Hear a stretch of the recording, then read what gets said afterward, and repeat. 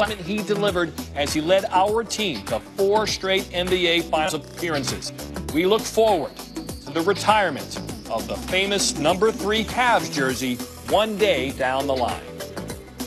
It was around Christmas time. We're in the cafeteria, and I asked you, so where's LeBron going to go? And you said, probably the Lakers. So we all kind of knew this was going to kind of happen. Oh, you did, not me. Give us the headlines. When we look back 3 to 5 years from now, what will this night, be in your terms, in terms of the headline? This is a seismic move for LeBron James, for the Lakers, for the NBA to have the athlete of this generation and maybe ever in this sport to go to the franchise in L.A. And people in Boston will argue that, but there's something about L.A. and the West Coast and the Showtime Lakers and Hollywood for LeBron James. This is such a bigger play than just trying to win a championship with the Lakers. This is planting his flag in Hollywood, the entertainment industry, and having Magic Johnson not just running basketball operations in L.A., but him as a mentor, as a guide for all the things LeBron James wants to do in business for the rest of his career and then beyond his basketball career. In every way, it makes sense. Yeah, his global brand is really unlike anything. We know Michael had a big brand, but LeBron's all in on the entertainment aspect you talked about. L.A. makes perfect sense. But it's just a 2-year plan in terms of really competing, because it doesn't look like, well, Bobby Marks in our next segment, our front office insider, it doesn't look like there's a lot of room to do anything this year in terms of adding Kawhi or DeMarcus Cousins or anybody now. Yeah, and they brought in some interesting guys here to support him, like some guys who've been part of winning, but Lance Stevenson, JaVale McGee, there's Kentavious Caldwell-Pope comes in, so returns with L.A., and those are 1-year short-term guys. Right. They're going to try to figure out now how to get Kawhi Leonard, whether they do that in a trade, which became much harder with that Caldwell-Pope commitment today, or free agency next year when Leonard will be a free agent in 2019. He opts out. He wants out of San Antonio. They have talked about some deal points with the Spurs. The Spurs and Lakers have talked. But if Leonard gets traded somewhere else, do the Lakers, the fear is they end up right back where they were with Paul George, right, where it went so well for him somewhere else, he stayed. What if he gets traded to Boston or Philly, likes it, decides to stay, and they never get access to Kawhi Leonard? But right now, Kawhi Leonard feels like Paul George did last year. I want to be a Laker. I'll get there in free agency. We'll see if there's not a trade, if indeed Kawhi Leonard does that. But a Kawhi Leonard, LeBron James, those two, you'll go play any other team's 2 guys with those 2 players. No doubt about it. You're right. A seismic shift, as Woj mentioned. LeBron is a Laker. Well, despite LeBron moving into their division, the Warriors remain the odds-on favorite to win the NBA title next season, as they should. But the Lakers are now tied with the Celtics for the second-best odds at 7-2. And not surprisingly, look what happened to the Cavs. They're now at 500-1 to win it all. All right, to get a little more perspective on this, we bring in First Take Stephen A. Smith. Stephen, let's go back a couple years when LeBron went to Miami. It shook up the entire league. It surprised some when he went back to Cleveland. This move to L.A., a lot of people expected for quite some time. But having said that, what does this move say about the current state of the NBA?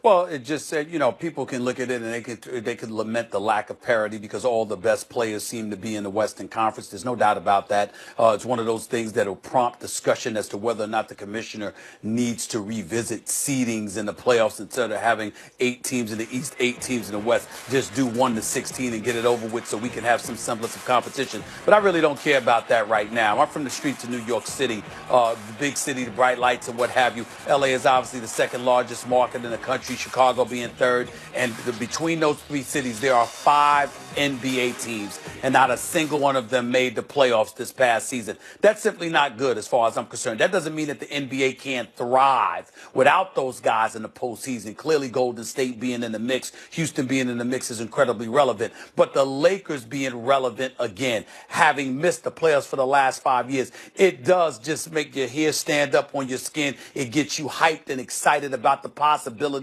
recognizing Laker Nation, the tradition that the Lakers franchise has, and the fact that you can get a guy the magnitude of LeBron James to the second largest city in the United States, to Hollywood, Tinseltown, Venice Beach, Melrose, LA Live. The list goes on and on. To get a player of this magnitude, knowing that outside of Elgin Baylor, every single mega star that has ever played for the Los Angeles Lakers has captured a championship while wearing the purple and gold. It almost gives you goosebumps. It gets you going. All right, so it pumps new blood into L.A., that's for sure. What does it do for the city of Cleveland as well as that Cavs franchise? Well, it returns them to the dormant state of affairs that once existed before LeBron James arrived. There's no doubt about that, but in the same breath, it's going to be devoid of the level of vitriol they had when he first departed to take his talents to South Beach back in 2010. This time around, he came back to Cleveland to fulfill a promise that he had made to the franchise, to the city, to the Northern Ohio area that had been devoid of a championship in any sport for over a half century. And 2 years in, he delivered on that promise. 4 straight years, he took them to an NBA Finals. He owes them absolutely nothing. Everybody with sense there knows he owes them absolutely nothing. Plus, he fulfilled his promise. So when you take all of those things into consideration, it's a reason to lament things, but not have the vitriol and venom that you once had. Yeah, he gave them something they never had before, and I have a feeling he will always be that area's favorite son. Stephen A. Smith, appreciate the time. Kobe Bryant tweet, welcome to the family, King James. Hashtag Lakers for life. Hashtag strive for greatness. Jimmy Buss, Magic Johnson also tag, and RP, Rob Pelinka. Getting swept by Golden State, they competed, could have won / should have won at least one game, but didn't win 1 or 3. Game 4, they got smoked, and that's how it ends in Cleveland. Rachel Nichols, host of The Jump. That's always must watch, and you all have been having a blast with this free agency as we have here. And obviously Monday, I believe Kobe will be joining you. I don't know if that's in stone yet, but we'll see. Your reaction and the reaction from people around the league to LeBron to LA has been what? Well, it's so interesting, right? Because the past few days, one of the big storylines about the Lakers have been, ooh, they better go trade for Kawhi because we don't know if Paul George is coming, and LeBron, he doesn't want to come if there's not another big star. He can come with him. And part of that, by the way, is a piggyback on this idea that if LeBron was going to leave Cleveland, part of the reason he would be leaving, right, is the perception that he'd be trying to win a championship somewhere else, that he thinks that place he would be going to, he'd have a better shot at winning the title than he did with the roster he had in Cleveland. And it's funny, as those ideas surfaced over the recent days, I got a lot of pushback from the guys in the LeBron group saying, wait a minute, that may be what the Lakers and Spurs think, that Kawhi is an intrinsic part of this deal, but that's not what LeBron thinks. LeBron is his own guy. He's making this choice on his own terms. And his thinking going into this is kind of threefold here, Scott. One issue is whether the Lakers have the championship team right now when he walks in the door. He has faith in Magic Johnson and Rob Pelinka and Jeannie Buss that they can build around him. And he will have a voice, by the way, in how they build around him. And we saw that with the length of contract that he signed. A 4-year deal. Last year as a player option. He never signed that long a deal when he returned to the Cavaliers this last time. That shows a faith in the organization. They can build that championship team. Another phase of this is his family. You know, he talked for the last year about, hey, my family's going to be a big part of this. A lot of people assumed, oh, the family's going to want to stay in Cleveland. His wife, Savannah, also from Akron, Ohio. Kids have grown up there. Well, guess what? They have a house here in Los Angeles. In fact, they have 2 homes. They're moving from one to the other. And there are great basketball opportunities for LeBron James Jr. here in Southern California. We heard the rumors a week or 2 ago from Gary Payton that Bronny would play for Sierra Canyon High School. Guess who plays for Sierra Canyon High School? Scottie Pippen Jr. plays for Sierra Canyon. Kenny Martin Jr. plays for Sierra Canyon. We have Scottie Pippen on The Jump all the time, Scott, and he wouldn't knock down that Gary Payton rumor. He said, can't knock it down. So we had that as a little bit of a clue. And then the third idea with LeBron's thinking here is this idea of, hey, going to play for a franchise like the Los Angeles Lakers. The prestige there, the idea that he could come there and build something. And it is fascinating that after all of this, quote, ring-chasing super team sort of experience the NBA has had in recent years, it started with Miami and the Heat and the way they put that squad together and Kevin Durant going to the Warriors. We had Paul George say, I want to stay in Oklahoma City, even if this isn't a slam dunk to win a title. Right. We have LeBron saying, I'm willing to go to the Lakers by myself. It's a different era in the NBA. Rachel, this is someone you know very well, and I have made this comment the last couple of nights, very, very far removed. I don't know the man well at all outside of shooting a commercial and having him on occasion here on the show. I sense that there's this clarity that comes from being above the fray, from being above the concern about how you're perceived and what people on our show and your show and morning shows say about him, and being a father and seeing the world through the eyes of Bronny and his boys and his children, his daughter as well. You know him. Do you sense that there's clarity where there wasn't before as it relates to making a decision about where he's going to play? Absolutely. There's no question about that, Scott. And the fact that this is going to be a transition phase of his career. He is signing to be in Los Angeles, in effect, from the age of, he's turning 34 at the end of this year, to a time where he'd be turning 38 years old. That is clearly the end of his NBA career, and then maybe last a little bit longer if he wants to play in the same league as LeBron James Jr. We'll get to that. But the idea that he knows he's not going to be the best player in the NBA forever, that could have been decided for him if he had stayed in Cleveland. Maybe he would have been knocked out of those finals appearances in the East. He's taking control of that narrative now. He knows by going to the Lakers, probably won't make the finals this coming year. That streak is going to end. But that streak is ending on his terms, his way. That is very interesting to me, and yet another thing LeBron has been able to pull off in this crazy career he's had. And I'm sure you'll be sitting down face-to-face with him. It won't be hard to track down. He's right there in the same town as you. We look forward to hearing that conversation when it comes to it, and we appreciate the chat as always tonight. Look forward to watching you guys tomorrow.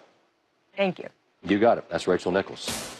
So what kind of impact are you talking about when LeBron James joins your squad? Well, as a rookie, we were talking about a kid, but he was a kid that helped Cleveland win 35 after they were 17-65 the season before. He goes to South Beach, took the talents there, of course, led the Heat to the NBA Finals after they were 58-24, an 11-win improvement over the Miami team that lost in round one of the playoffs the year before. When he went back to Cleveland, they improved by 20 wins over the record before. And am I supposed to go over there to join Bobby? Oh. Well, I'm going to walk over here. Bobby Marks is here. Sorry, I would have put... See, I'm going to let you guys in on a little TV secret. You got places to put your microphones, and I would have done this far more elegantly if I knew I was going to be standing up here letting you all get the full inventory of your guy here. See, it's a little sloppy. Yeah, we look alike enough. Okay, so everybody out there that's just saying, hey, go get Kawhi, and that's fun to say on Twitter because you can just say anything.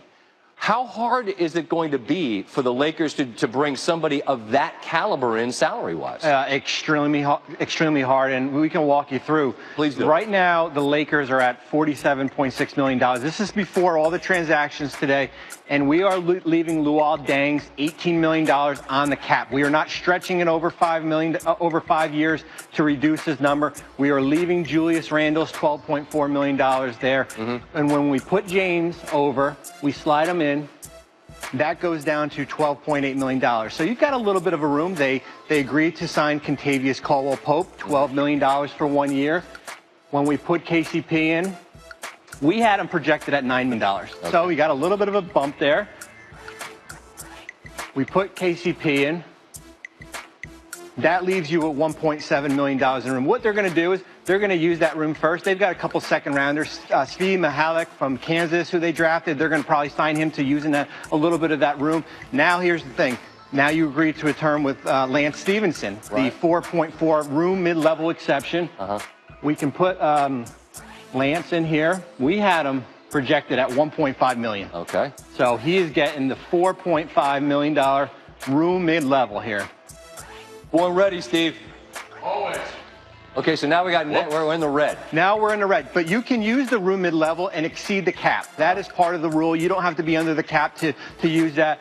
Now we're going to add JaVale McGee. Now we're going to add JaVale McGee to the minimum. You can use the minimum exception. JaVale McGee, $1.5 million. You can use it and exceed the cap. And now this is your Laker team right now. LeBron, Luol Deng, Julius Randle still on the roster. And when you were with us earlier tonight and you were talking me through this and you were explaining how if they were going to deal with the Spurs, right, and they could have moved a couple of firsts and some attractive pieces, but that can't be done now. Why? It's going to be extremely difficult. Never say never, but this is going to be a hard path. Luol Deng That's non-negotiable for San Antonio, unless you want to throw in 3 first-round picks, and I don't think the Lakers are willing to do that. Julius Randle, you have that hold there. That is counting against the cap. And when you look at it, when we scroll through here, you have Lonzo Ball, Brandon Ingram, Mo Wagner, who you just signed. You can't trade him for 30 days. Kuzma Kyle would be very Kuzma, attractive, had a great rookie season. Josh Hart. You can combine all those, and that gets you to $18 million. But you basically have to clear out all your young players here. So you have to get rid of everybody. You got to get rid of everybody because you are not a team under the cap right now. And you'd have to do the same thing to get Boogie Cousins. Boogie Cousins is unrealistic. Okay, so everybody out there that's saying that's what you want to do, you can't do it. So you have to find a different path. You will. Okay, or wait till next summer. Well, when you have a max salary slot. There you go. All right. See? Bobby, thank you.